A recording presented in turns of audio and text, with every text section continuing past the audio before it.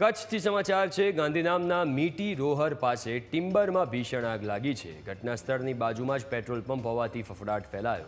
ટિમ્બરના લાકડાના જથ્થામાં આગ ફાટી નીકળી હતી। વિકરાળ આગ લાગી હતી, જેની તસવીરો તમે જોઈ શકો છો। અને બાજુમાં જ અડીને પેટ્રોલ પંપ આવેલું છે।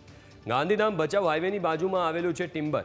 લોકો અને ફાયરની ટીમોએ આગ પર કાબૂ મેળવવાના પ્રયાસો હાથ ધર્યા છે, પણ સ્વાભાવિક રીતે આ જે આગ છે જો વધુ વિકરાળ બને તો આજુબાજુના લોકોમાં બહુ જ બીક પ્રસરી જાય અને ચિંતાનો વિષય છે।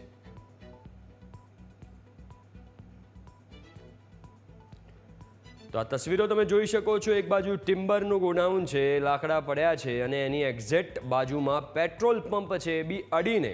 અને પેટ્રોલ નોર્મલી ગોડાઉન નીચેની બાજુ રાખવામાં આવતું હોય છે, ત્યારે સ્વાભાવિક રીતે અહીંયા ચિંતા પ્રસરી ગઈ હશે ને આજુબાજુનો વિસ્તાર ખાલી કરાવવામાં આવ્યો છે।